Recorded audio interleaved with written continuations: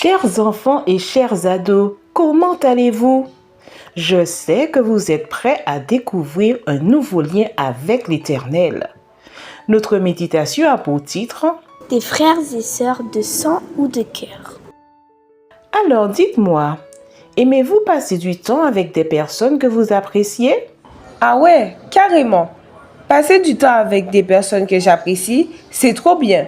On peut être soi-même, partager des choses, rire ensemble. C'est vraiment chouette de se sentir compris et soutenu par des gens qui nous apprécient. La vraie famille ne se limite pas aux liens du sang. L'amitié, l'accueil et l'amour sont précieux et permettent de créer de vrais frères et sœurs, même lorsque nous n'avons aucun lien de parenté. Dans la maison d'à côté, Kai observe un va-et-vient inhabituel. Une nouvelle famille s'installe.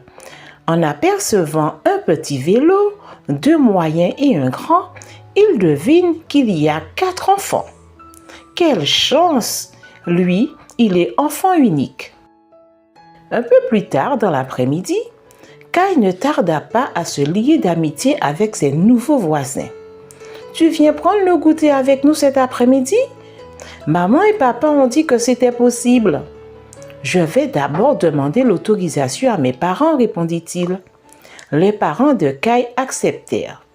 Le soir venu, Kai raconte tout à son beau-père et à sa mère. Vous savez quoi? Je ne suis plus enfant unique. Ils m'ont adopté dans leur cœur et m'ont appelé leur frère. Et plus encore, vous ne devinerez jamais. Ils ne sont pas tous frères et sœurs. 2 d'entre eux ont été adoptés. Mais ils se considèrent comme une seule famille et se disent frères et sœurs. Maintenant, j'ai beaucoup de frères et sœurs de cœur.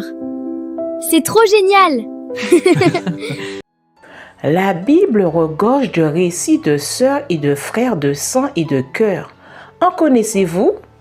Marthe et Marie, elles sont des sœurs de sang connues pour leur esprit de service, d'hospitalité et d'amour.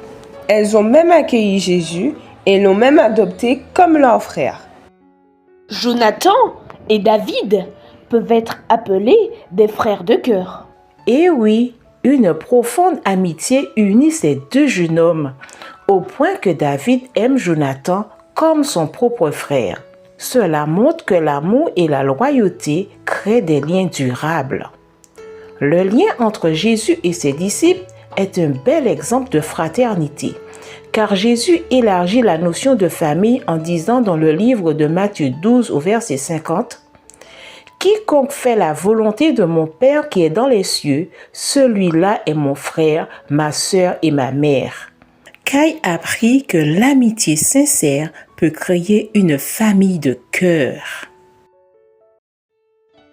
Je vous invite à vous préparer pour répéter cette prière. Seigneur, Merci pour nos amis et notre famille de sang et de cœur. Apprends-nous à nous aimer, à partager et à accueillir les autres comme de vrais frères et sœurs. Au nom de Jésus, Amen.